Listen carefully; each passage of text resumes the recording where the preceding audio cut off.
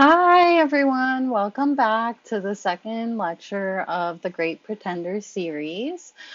I'm picking up where I left off, so starting with the good news, and this lecture is definitely going to be a lot more about like healing modalities and what we can do to mitigate the effects of trauma. It's really great that technology has advanced so much that there's an increase in research and knowledge around trauma. This has opened up new possibilities to palliate or even reverse the damages that we talked about in the first lecture. We can now develop methods and experiences that utilize the natural neuroplasticity of the brain to help survivors feel fully alive in the present moment and move on with their lives. So instead of constantly being re-triggered into a trauma response, neuroplasticity allows your brain to become rewired to respond differently. For those of you who don't know what this term is, or maybe it's the first time you're hearing of it, basically neuroplasticity is also known as neuroplasticity or brain plasticity, and it's the ability of neural networks in the brain to change through growth and reorganization well into our adult lives. It's when the brain is rewired to function in some way that differs from how it previously functioned. While this does take a lot of work and it's certainly no walk in the park, it's nice to know that the possibility exists. The methods that we'll be discussing in more detail during this lecture are all parts of a process of rewiring the brain, whether it's through talking, movement, many different modalities, which we'll get into now. So this is taken from Bessel van der Kolk's book I talked about in the first lecture that is called The Body Keeps the Score. So if you haven't listened to that, go back, listen to it. But basically, there's three methods of regaining self-mastery, and that's ultimately what we want to achieve within our brain and our body. The first way is by top down, so from the brain down into the nervous system and the body. By talking, connecting with others, reconnecting with others, allowing ourselves to understand what's going on within us, which is what we're doing now through these lectures. It's allowing us to understand what is going on. While we might not be processing the memories of trauma in a very explicit way through these lectures, I'm sure that it does bring up some memories of some trauma, and that's why I had a trigger warning in the first lecture, and I just want to reiterate that these lectures are for educational purposes only and not meant to diagnose any person. I am not a mental health professional, I am a veterinarian, but you can still learn a lot and understand what's going on in your brain and body, and that can help you process trauma. At least that's what I've experienced and why it's so important for me to share this information with everyone.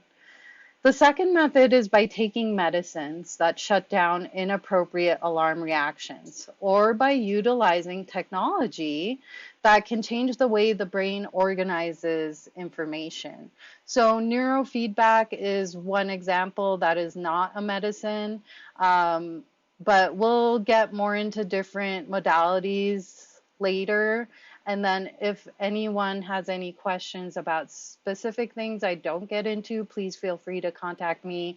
Always happy to do another video diving deeper into specific topics. But for the purposes of this lecture, everything is very like general overview, just getting our toes wet, just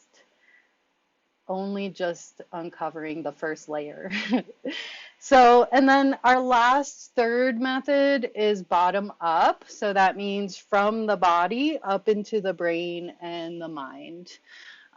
This is by allowing the body to have experiences that deeply and viscerally contradict the helplessness, rage, or collapse that result from trauma.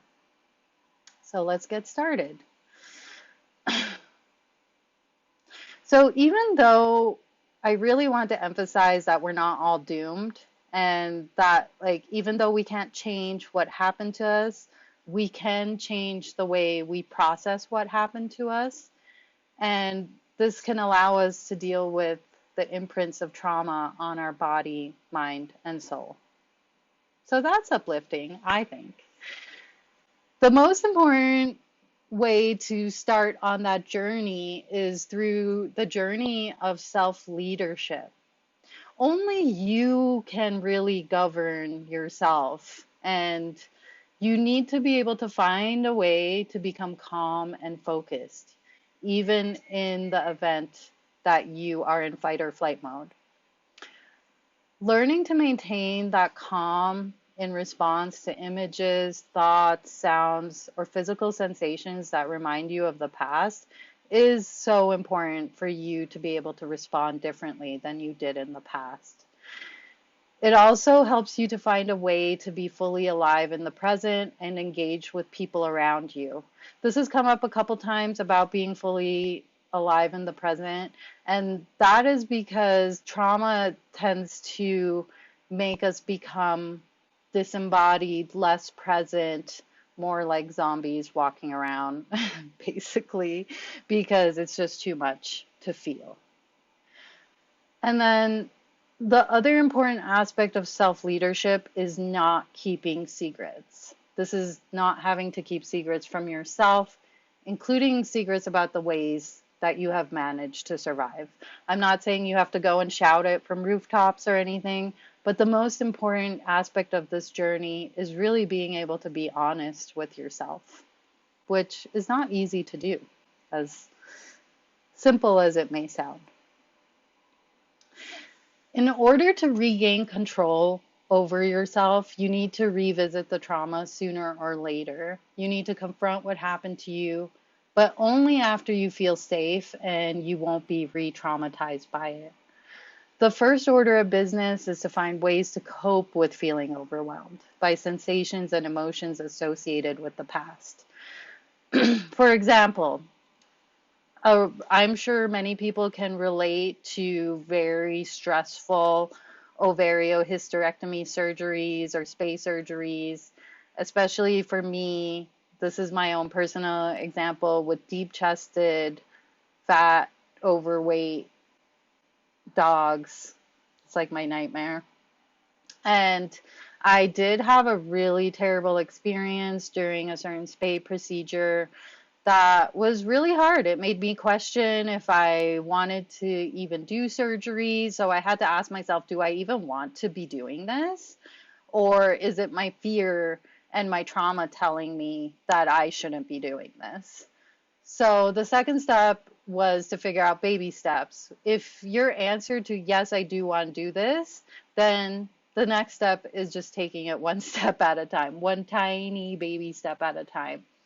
And so after my really terrible experience with a space surgery, I decided that I was no longer going to do surgery if I was the only doctor in the building, and that if I was going to do surgery, I needed to make sure there was always some other doctor there, regardless of their skill level or capability, just to be a second person that I can lean on. And that helped me get back into surgery. And even though now I'm predominantly emergency medicine, this traumatic surgery that happened to me was very early on in my career when I lived in Hawaii. And since then, I was able to return and did many, many surgeries since then. But now I'm in ER and we have specialists, and I just don't really do that much surgery anymore. But this example could apply to anything, even in emergency. Like for a while, I was like terrified of doing pericardiocentesis because I thought I was going to kill the dog or the cat. And I had to ask myself these two questions. Do I want to be able to do this? If the answer is yes, then what is the next step I need to take in order to make sure I have the support in order to do this? And if the answer is no, then the answer is simple. But just recognize if the answer is no, is it coming from a place of trauma? which not necessarily a bad thing. You're allowed to say no to things that traumatize you, and you certainly don't have to force yourself to do it again by any means. That's not a requirement. But if it is something you truly desire and truly want to overcome, then that's just my suggestion of how I dealt with it. Because the emotional brain can just feelings of overwhelm. I'm sure y'all have felt it where you just feel these gut wrenching sensations. Your heart's pounding, you're sweating, your breathing's becoming fast and shallow, feelings of heartbreak, speaking up with an uptight and reedy voice, characteristic body movements that signify collapse, rigidity, rage, or defensiveness. Like people have literally collapsed in surgery from overwhelming feelings. I remember that happening in vet school to one of the students. And that's very normal. Like it doesn't mean you can't do the thing. Just understand that's coming from your emotional brain. The rational brain, however, can help us better understand our emotions. Understanding why can keep you from surrendering to intense reactions. For example, assaulting a boss who reminds you of a perpetrator. That can happen. Or a client. I mean, we don't really assault people in this business, but I'm just saying it could happen. So for me, I needed to figure out ways to overcome the overwhelming feelings of stepping into a surgery suite again. And that's like taking deep breaths, figuring out a way to master my emotions, to bring down that level of high intensity, overwhelming feelings. And your emotional brain, if it's taken over, it can be like saying you're never going to do surgery again, or becoming excessively hypervigilant about drug doses or drug instructions, not trusting other people. Like all those things can affect you on a regular daily basis. One method that I took on after I moved to Colorado was actually rock climbing. Because even though it's not directly related to doing surgery, it still has a component to it that allows me to become overwhelmed. Like when I'm climbing, obviously I'm not doing what Alex Hanold is doing. I'm not free soloing, but I'll mention why I put this here in a second. But I have to figure out ways when I'm up on that wall and someone's holding the rope down below that I can keep climbing. And if I don't have the trust in my body, my mind, as well as the trust in the person holding the rope, then I'm not going to get very far. So I took up rock climbing. I really love it. I feel like it's allowed me to challenge myself in a safe environment, to realize like I am capable, I can do this. And the Alex Hanel situation is interesting for any of you who have watched any documentaries about him. So he was the first to free solo um, the this I can't remember right now. The name of the wall is escaping me, but it's one of the major walls in Yosemite that no one has scaled free soloed before, and he was the first one to do it. But the point that I'm trying to make is that like they did brain imaging studies on him, and they realized that his amygdala, the fear alert response system, is barely like reactive to situations where he should have fear. So whether he was born that way is unclear, or whether it's something he developed as he kept climbing, he slowly like dampened his fear response by changing the way his brain works. That is a question to be answered, but it's certainly an interesting brain imaging study that was done with him. And it's just one little personal example that I found has really helped me, even though it has nothing to do with vet med. And that's a picture of me trying to climb boulder wall. As you can see, I clearly am nowhere near where he's at, but that doesn't matter. It's not about comparison. It's just about doing the thing, doing the scary thing, facing your fears in a safe environment. As safe as it can be, I guess. So, the important point I want to make here is that balance is possible and real. The resolution of like the disruption that happens in our nervous system and our brain lies in restoring balance between our rational and our emotional brains. So me coming at you guys with all this rational scientific information is also an attempt to help balance out your emotional brain. And just notice when you have emotional reactions to something I might say, just notice and write it down and see what it brings up for you.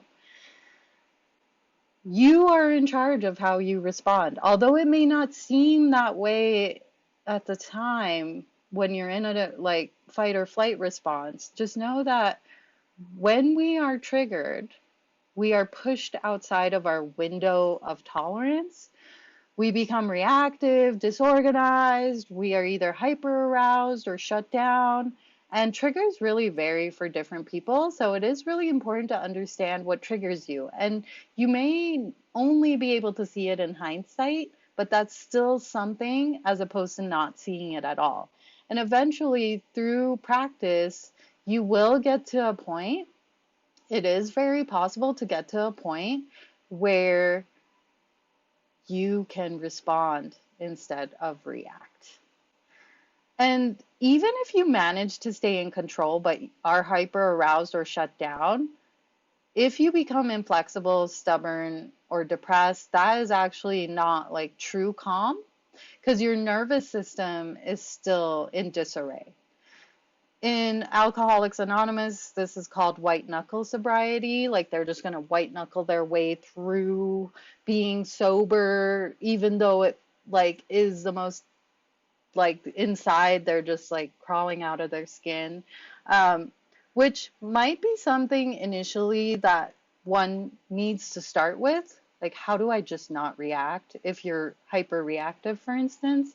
Or if you're a shutdown type person and super inflexible, like maybe you can think about how do, like right now, I just need to white knuckle it, but I know that this is not a solution. But it might be a stepping stone to getting you to just pay attention. And recovery from trauma involves the restoration of executive functioning. So, what I talked about in the first lecture, where it's happening in your higher brain. So, not the area of your amygdala, but your higher consciousness. And with it, self-confidence and the capacity for playfulness and creativity really helps with recovery from trauma. So limbic system therapy is another one that researchers have found to be effective. It's the only way we can consciously access the emotional brain is through self-awareness. Interoception in Latin means to look inside. And that's all I'm really asking from these basic lectures is that you look at yourself. Like you just don't worry about other people's trauma or like pointing out other people's things. I mean, that might be a learning. It is easier to see it in other people than yourself. So, certainly I'm not saying not to do that at all, but that's not going to be what actually gives you your solutions. Also, deep breathing and breathing calmly is another way to find limbic system therapy. It activates the parasympathetic nervous system via the vagus nerve, and it puts the brakes on arousal. So I wish I knew this when I was younger because sometimes my ex-boyfriend would be like, just calm down, just breathe. And I was like, I'm not gonna calm down. I don't want to breathe. Because I was just like in the throes of like that emotional reaction. But if I understood how this worked, I would probably be more willing to do it. So yeah, now I know. And there are other emotional regulation techniques, which I will talk about some of this, such as mindfulness, yoga, meditation. I'll get a little bit into the science of it as well. Even rhythmical drumming can be very useful for limbic system therapy. They found that alternating between left brain and right brain um, actions can help with processing emotions and calming yourself down. Like, have you ever like listened to a really calming rhythmic drumming? If you haven't, it might be something you want to try out. Maybe when you're in the throes of a fight or flight reaction in an inappropriate reaction, you might want to throw some headphones on and, listen to some rhythmical drumming. Or that's why soldiers marching is also a very calming behavior. They found that because it activates right brain and left brain, among other things as well. Traumatized people are often afraid of feeling. That's what I was saying about zombies earlier. And I think this is my own theory, but I think part of the reason why our culture is so obsessed with zombie culture is because we can relate to it. Like, I love zombie movies. I mean, I prefer the comical ones, but still, like, there is some weird level of, like, relation to that. At least for me, I'll just speak for myself. Um, And because we're afraid of feeling, even if the perpetrator is long gone, it's now our own physical feelings that become the enemy. Compulsive eating or compulsive drinking, fear of making love, avoiding social activities, using drugs to numb are all things that we do to try and dampen those feelings that feel so scary for us.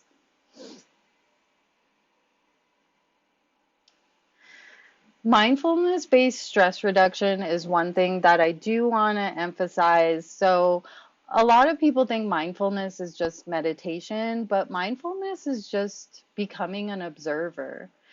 And meditation helps with this to help you become an observer of yourself. But the reason so many people are touting mindfulness and being like, practice mind, you're just like, okay, I get it. But like, why? Why? That's what I always ask. I'm like, but why are they telling me to do this? And what it does is it helps you pay attention to your physical sensations and label them. And this gives you a window of introspection to yourself as well. So, for instance, like when I feel anxious, I feel a crushing sensation in my chest. Then focus on that feeling when it arises. Be like, oh my gosh. Like a lot of people have Apple Watches these days. You can see if your heart rate's going up. And practice slow, deep breaths and see if the feeling changes. Or tap your chest and allow yourself to cry. Like there's lots of different ways that you can notice and then do something about it. So when I see a large fat pit bull in for a spay, I feel anxious, my heart rate increases, and I start to sweat. So what do I do? Start taking deep breaths. Maybe before I do the spay, I go splash some cold water on my face and on my wrists and try and calm down the sweating, try and calm down the heart rate. And then I can walk in and do the thing. Because what happens in our stress response is also really important to understand, like what is going on in my body. What happens in the fight or flight response and why we need to do the opposite to counteract it is that it activates our nervous system. So we might have more saliva increase, our pupils might dilate. We might start having increased blood pressure, we'll consume more oxygen, expel more carbon dioxide, we'll sweat more, we'll shunt blood from digestive organs to muscles. Our immune system can become suppressed because it's not the most important thing in that moment. Platelet Aggregation is another thing that's preparing the body for potential hemostasis if any damage occurs, because you're in fight or flight, you're under a threat. So your body needs to prepare itself to be able to handle that threat. These are all very important things that need to happen. And we're not talking about completely stopping this from happening at all. It's just recognizing, like, is this an appropriate time for me to be having a flight and fight response? Or, like, am I actually running away from someone who's trying to shoot me? Or am I feeling like someone's trying to shoot me, but really they're just having a conversation with me that I can respond differently to? And I'll just give you a moment to kind of study the image and see how it affects your body. The adrenal glands will pump out more adrenaline and cortisol. All these things will happen, whether all at once or not, or some of them, not all of them, doesn't matter. We all have a similar fight or flight response. And what happens when there's regular activation of the stress response in non-life threatening situations, it can have long-term detrimental effects on our health and lay the seeds of illness. The increase of blood pressure and heart stress over time, if constant, can lead to coronary heart disease. Increase in stress hormones can lead to more anxiety, insomnia, addictions. Increase in blood sugar can lead to diabetes, obesity. I'm not saying these are direct correlation, directly causing it, but over time, any sort of chronic response in the body causes changes to your body. There's decrease in growth and sex hormones. There can be premature aging. That's why everyone's always like, oh, Obama has gray hair now. Yeah, it's because being a president is an intensely stressful job. Like, if he didn't have gray hair, I would probably be concerned. Um, there's more increase in your sticky platelets, and that can lead to strokes or heart attacks. And why do you think when people are extremely stressed, they tend to have a heart attack? You know, if you know, you know. So why meditate? What does meditation do for us aside from mindfulness? What else does it do for us? Meditation can basically be a shift into a state of restful awareness, which counterbalances our fight or flight response.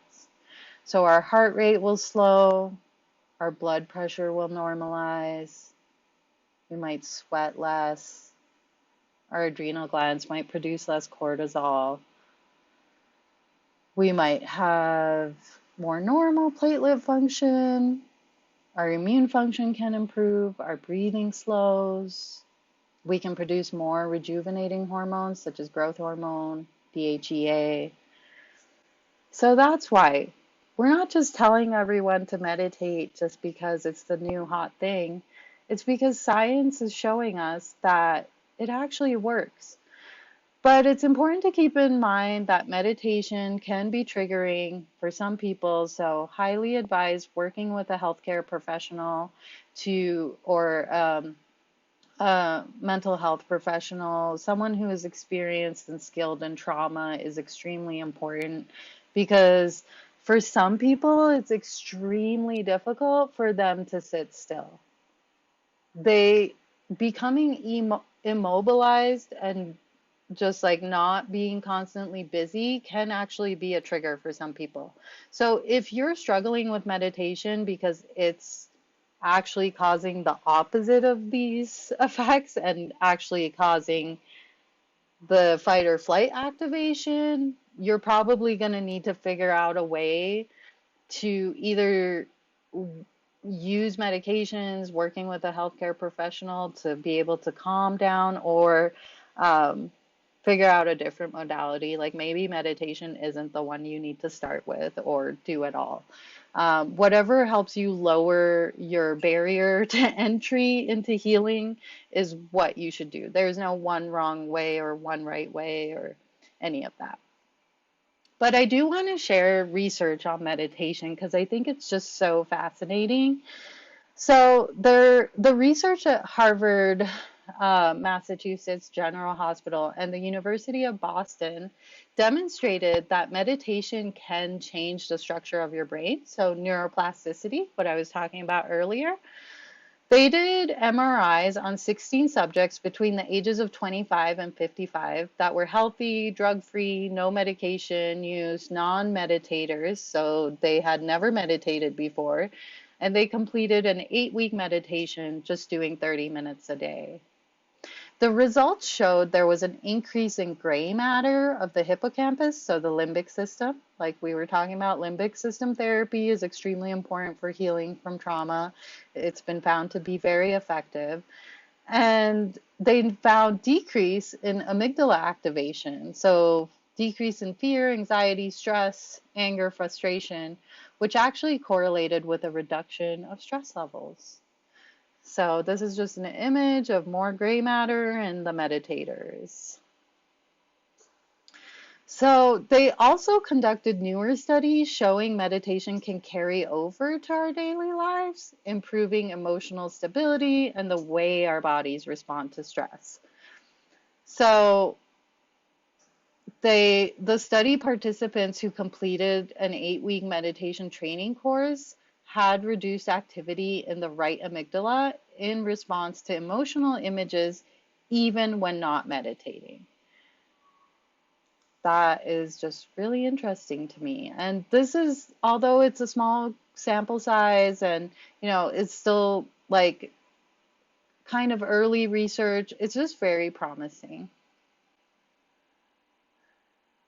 The other thing that was discovered during research was about the aging process. So this might be bringing back nightmares from genetics class, but bear with me here. So Dr. Elizabeth Blackburn, a cell biologist and 2009 Nobel Prize winner, discovered an enzyme called telomerase. Telomerase influences the length of our telomeres. And if you don't know what this is, I will apologize. Like, I'm assuming there's some basic knowledge of genetics, but please feel free to look up anything that sounds unfamiliar. I just don't have time to get into chromosomes and how cell biology works. But they discovered an enzyme called telomerase, and it influences the lengths of the protective structures at the end of our chromosomes. Like a candle being lit at both ends throughout life, they do get shorter. Her studies demonstrated that stress can decrease the length of our telomeres. That's really interesting because as cells divide over time, telomeres shorten, and eventually just cell division stops. So what they actually found, though, was that the telomerase enzyme can repair the length of our chromosomes.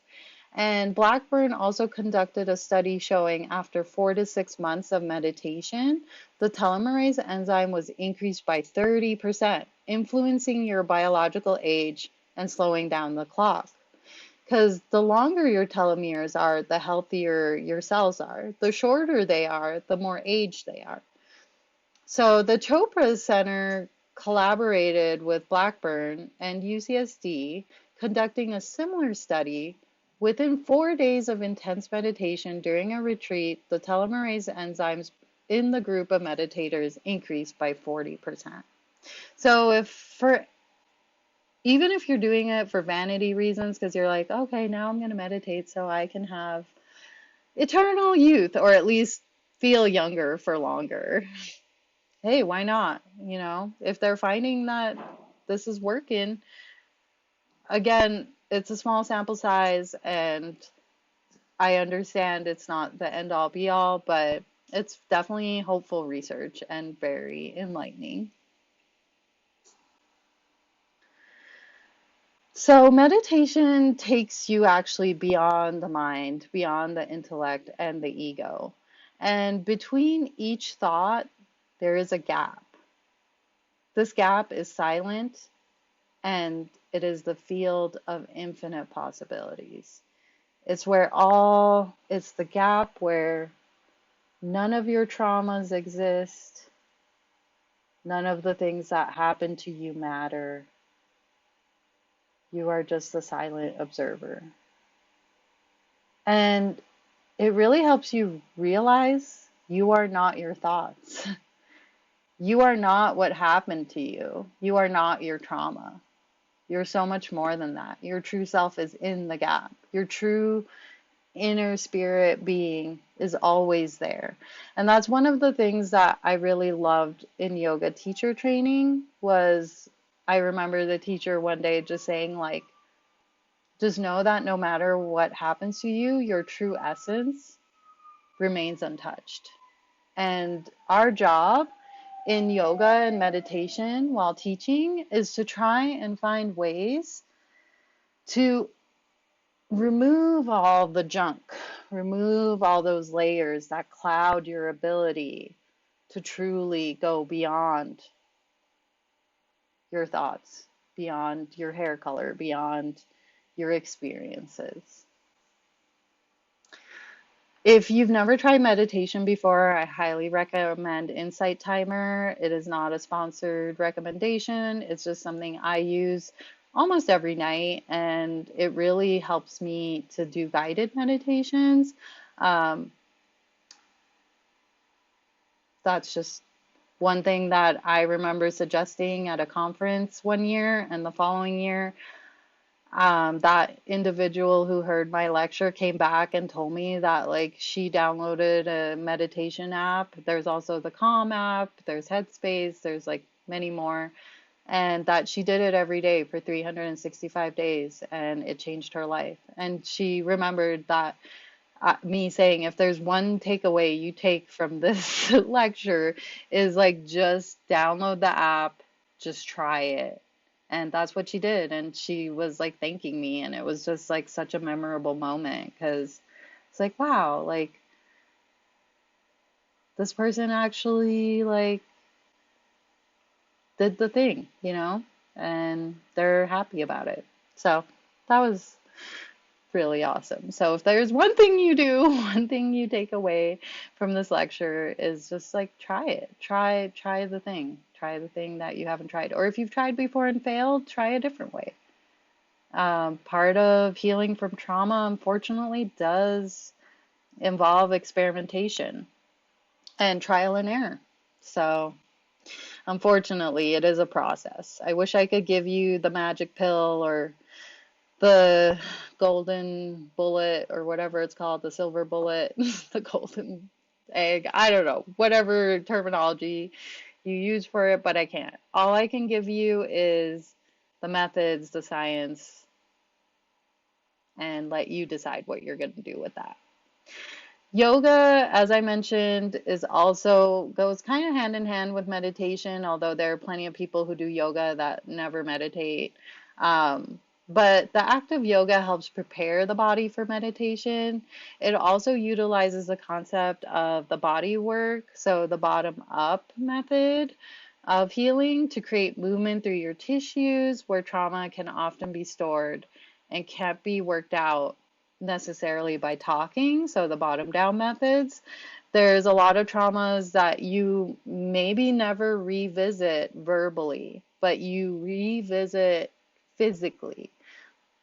So you may never be able to talk about the scary thing, but you can still work it out through your body. And that's what I find so interesting and amazing about healing from trauma. And a lot of yin yoga practitioners will talk about how trauma is stored, if they're trauma informed, how trauma is stored in our fascia, which is the thin layering on top of our muscles that help keep all our muscle bundles together, is the fascial tissue. And it's very interesting how like someone could be like, I've been doing yoga my whole life and I don't know if it really is helping, but like maybe you need to try yin yoga. Maybe you need to do fascial release. Maybe there's other things you haven't tried yet. The other important, actually, this is the single most powerful protection against becoming traumatized, and that is increasing your support network, which, funnily enough, is the hardest thing to do when you've been traumatized. Um, when we're terrified, nothing calms us down like the reassuring voice or the firm embrace of someone we trust. Just take a moment to do a thought experiment here and think about someone that makes you feel so reassured, so calm, that creates a safe space for you, whether dead or alive. And maybe if you don't have a human that you can think of, maybe an animal or maybe a friend, maybe a teacher, doesn't have to necessarily be a family member. And I just want you to sit with that feeling of acknowledging that having someone like that is truly a blessing. And, scary things can happen to us, but if we have someone to lean on, to hold us, it can make the world a difference. And you can be that person for someone else too. Frightened adults respond to the same comforts of terrified children. And if you just imagine like we're all little children trapped in adults' bodies when we're terrified, then maybe that will help you. Gentle holding and rocking, and the assurance that somebody bigger and stronger is taking care of things so you can safely go to sleep as a child is such an important thing. And I'm not saying you have to go and hold people and rock them to sleep or anything, but like maybe you need to ask for that. Like maybe sometimes that's just what you need. And it's important to know that about yourself. And lastly, workplace support, it plays a huge role here. That's why I'm trying to also work with different companies and clinics to help them understand how important it is to be supportive of your people. So again, interpersonal relationships are extremely important for not only protection from trauma, but also recovery from trauma. It involves reconnection with our fellow human beings, which I know everyone is running away screaming right now because they're just like, no, I'm not going to reconnect with my fellow human beings. I love animals. That's why I'm here. I don't want to connect with people. I get it. I get it. Like in the business, we do often say, like, people suck, animals are way better. And while that can be true some of the time, people don't always suck in reality. And it is very important to find people that you feel safe with. This is why also interpersonal trauma, meaning trauma within relationships, is generally more difficult to treat than trauma resulting from like a traffic accident or natural disasters. Um, for instance, like workplace bullying, toxic team members, abusive workplace conditions, sexual assault. It becomes so much more complex when it's interpersonal trauma. If people who you would normally turn to for care and protection terrify and reject you, then you learn to shut down and ignore what you feel. And that's why we have so many memes, so many funny memes. I mean, don't get me wrong, I laugh at them too, about how we just are dead inside and reject people. But you know what? It is important to think about if that's coming from your trauma. Or maybe you are really truly just a hermit soul, which is okay too. But I'm just saying, just ask yourself. You have to find someone you can trust enough to accompany you. Someone who can safely hold your feelings and help you listen to painful messages from your emotional brain. A guide, an anchor, a feeling of safety. So if you have that now, hold on to that. Hold on to that person and cherish them. If you don't have it right now, make it a mission to find that. Whether it's in your therapist, in your coworkers, maybe completely unrelated work people. Just make it a goal.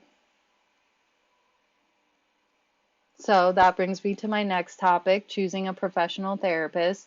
This is one of the best places to explore your emotions safely. Um, so there is no one treatment of choice for trauma. Any therapist that believes that his or her method is the only answer to your problem should probably not be your therapist, or take it with a grain of salt.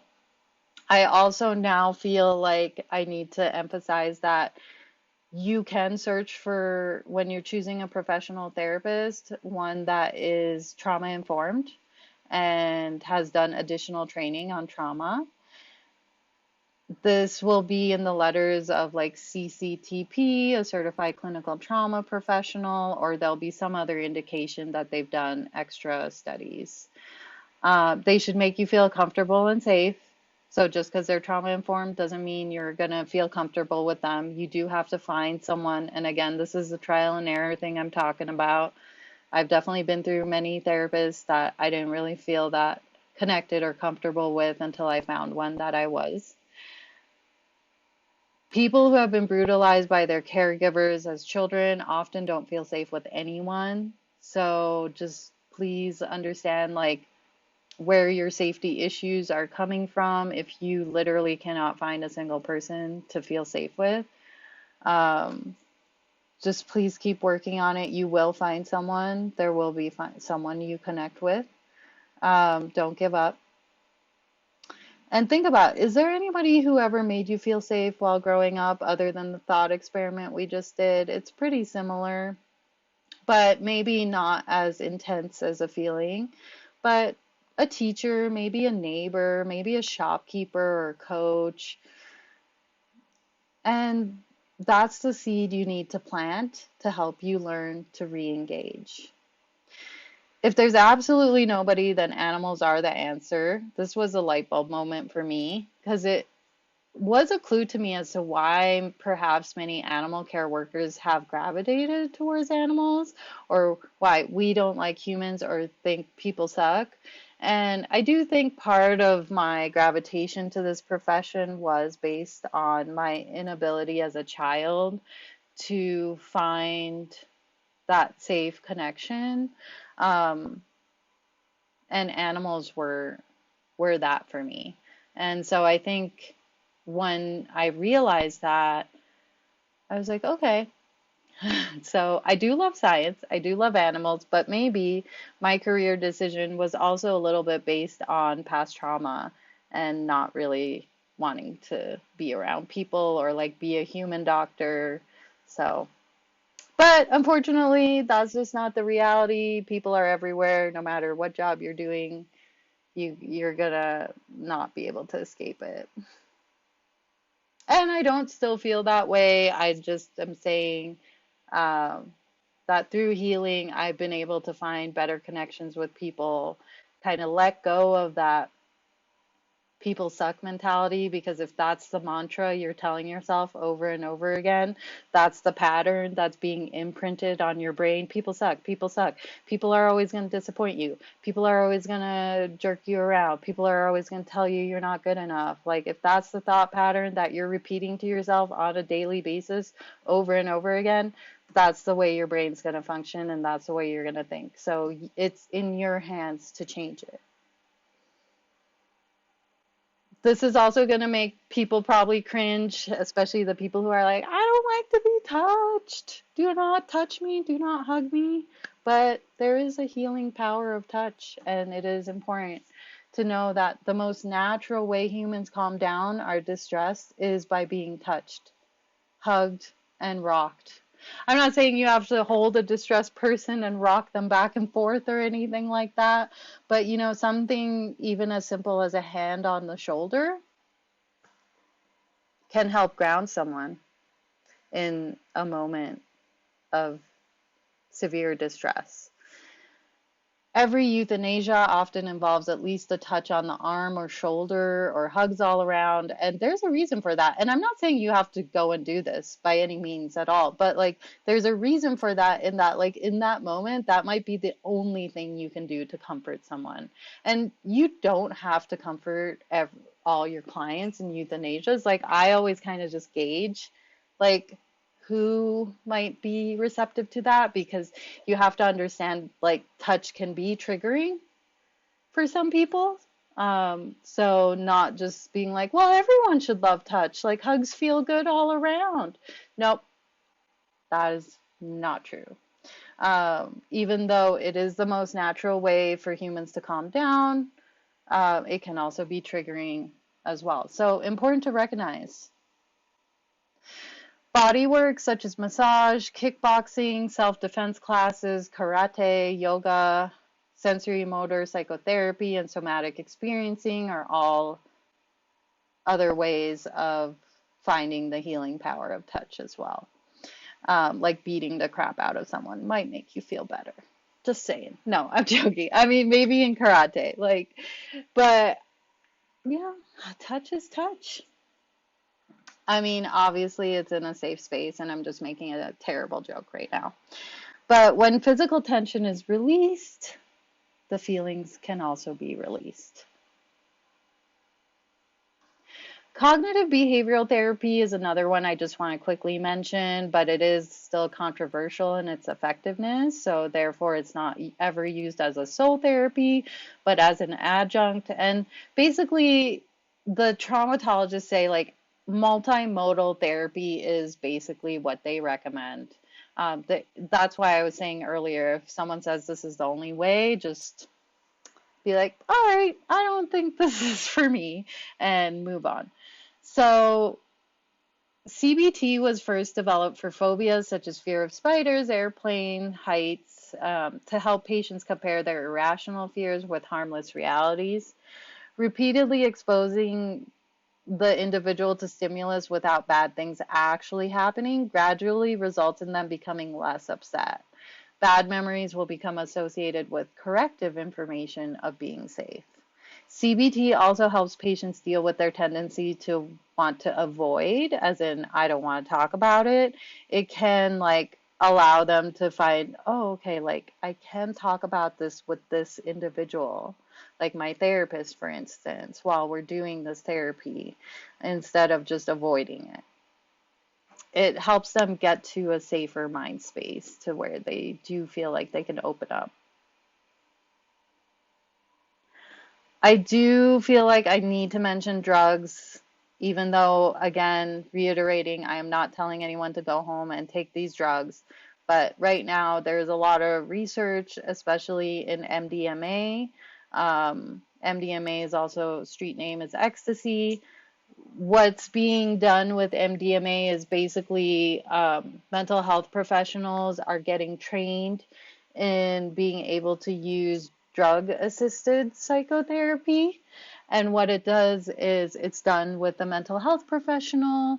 There's specific doses that they are using according to their research, and it increases people's awareness of themselves. It decreases fear, defensiveness, and numbing. The thought is that it may enable patients to stay within a window of tolerance so they can revisit traumatic memories without suffering overwhelming emotional and physiological arousal. So, the window of tolerance is something that is a topic we can dive deeper into in another lecture, but it is something that is discussed a lot in mental health trauma circles, of like needing someone to be in a window of tolerance in order to do effective work with them. Other drugs are like Prozac, which is serotonin reuptake inhibitors, propranolol or clonidine decrease hyperarousal. Alcohol, marijuana, cocaine, opioids, and tranquilizers such as benzodiazepines can also be effective. This is why people turn to these drugs for self-medication. But I like I don't even want to call it self-medication because medication implies some level of healing, but it's more like self-numbing. It's more because you can't remain in a window of tolerance for experiencing certain emotions. So, that's kind of why we like lean to those things. But use in appropriate amounts, appropriate settings, perhaps. But this drug, that line of drug examples is um, not necessarily because therapists are using cocaine or tranquilizing people, but it does have an effect on the nervous system, and there are people using marijuana, CBD, so just keep that in mind. And by people, I mean professionals, with combining it with other therapies. While drugs cannot cure trauma, they can only dampen the expressions of a disturbed physiology. Often highly addictive, they need to be closely controlled and monitored to be effective. That's why these drugs are only recommended as safe while being used under the direction of a mental health care professional or doctor. But I need you to know they exist, and people are using, there's so many drugs that I didn't even list there. That's just like a few examples, and just also the drugs people turn to as well without professional help. More healing modalities, which I don't have too much time to get into all of them, are like music, art, dance, theater, improv, comedy, trauma drama, writing. Also, EMDR, eye movement desensitization and reprocessing therapy is something I have actually done. It is more related to specific memories or specific traumas. It's not necessarily, oh, I generally have trauma, so I'm going to do EMDR, but it is effective and it's thought to more accurately integrate trauma and help you process fragments of trauma in a healthy way. Goes without saying, talk therapy, support groups, truth circles also are all very helpful. And as I mentioned before, applied neuroscience such as neurofeedback, measuring brain waves, have shown great success with substance abuse problems that are a result of trauma.